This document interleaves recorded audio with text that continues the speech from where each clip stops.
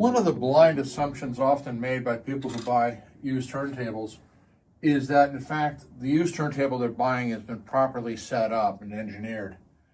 So I'm going to revisit our little Thorns turntable with a gray 707 on it.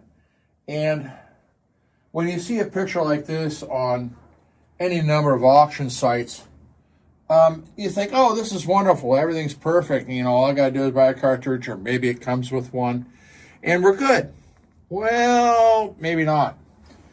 I'm going to show you a couple things about turntables again, particularly if they're using an aftermarket tone arm.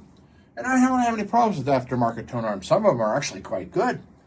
But what's really critical is that the setup of the tone arm and its distance from the bearing to the pivot point is correct, so that the cartridge properly tracks an arc where it gives maximum performance and no distortion. So just for convenience, I'm using a Lin speed calibration, and with their arms here we show the arc it should follow, so that it's properly tracking on the inner grooves and outer grooves.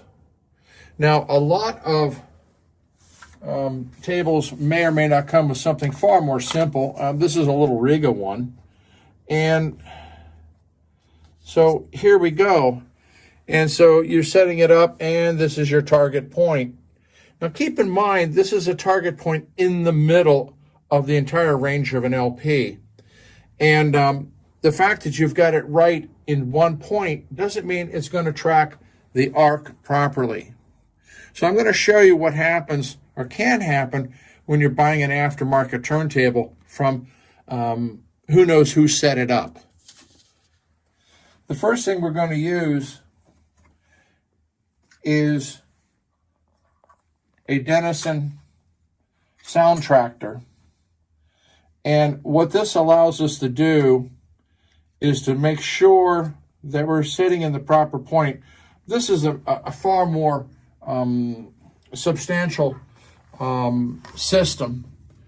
And what we're going to do is set it up so that that pivot point, we're dead center now on the bearing for both horizontal and vertical. Here's our pivot point. I'm now going to lock this down. So that there's no play in this, no wobbling. And now we can take a look. So this is the first look. Out comes the tone arm, the lift is down, being very careful that you don't rip the stylus off. And we come into the pivot point. Get this right.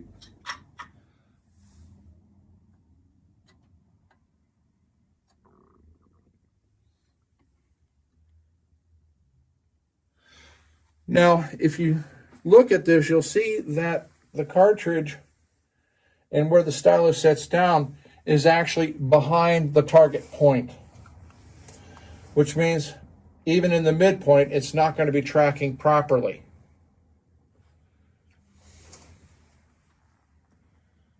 So this I've already inspected before to show you what happens. So now we'll go back to show you what happens on the arc. Again, using what we assume to be, we can move this around. So we're going to move it around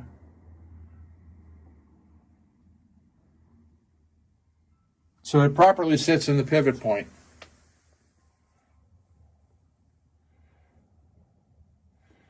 And now we're going to move it.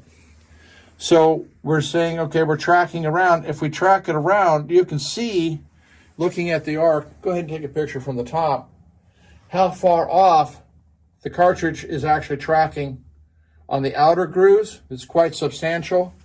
And of course, the reverse happens on the inner, now that it's tracking too far back.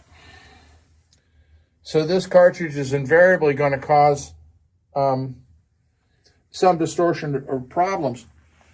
When you're getting into a used turntable with a cartridge that has been improperly mounted and used for some time, the stylus is going to be worn on surfaces that follow the improper arc. So if you risk trying to reset the cartridge so that it properly follows that arc, you're going to have a leading edge on the stylus that's going to cut the vinyl, essentially.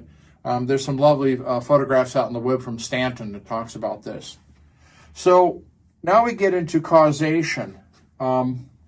Because if you notice, the cartridge is mounted as far out as it can. So you have a question of, was the cartridge an improper choice for the tone arm and the overhang that you have? The answer is probably not. Most likely what has happened is that where the arm was drilled into a plate or wood is actually in the wrong position. The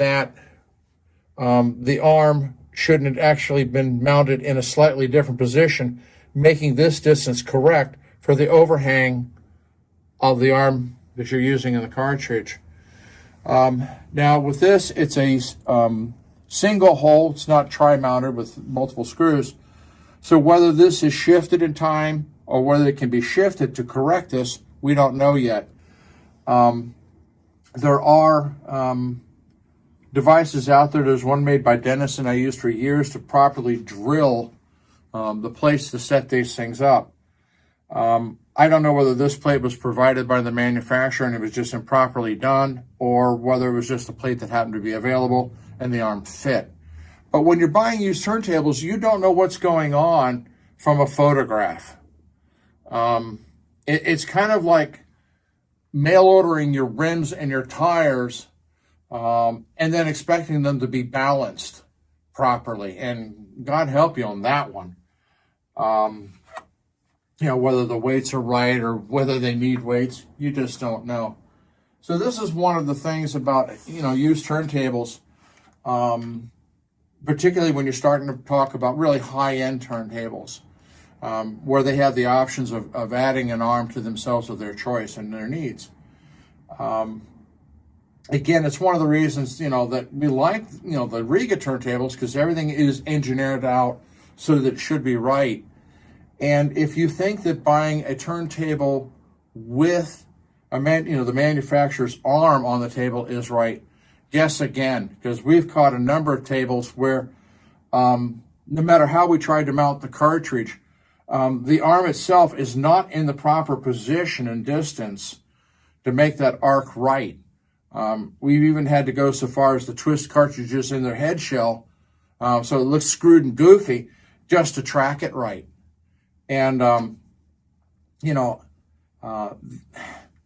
more often, it's not that common, but we've seen it more than we'd ever want to see. That's why we like to work with tables that are engineered out, they're thought out. This is what you do. And so that's one of the little mysteries of turntables and cartridges, because sometimes people put a NARC cartridge on and it sounds like crap no matter what they do. And a lot of times it's the overhang distance and the positioning of the pivot point to the bearing itself.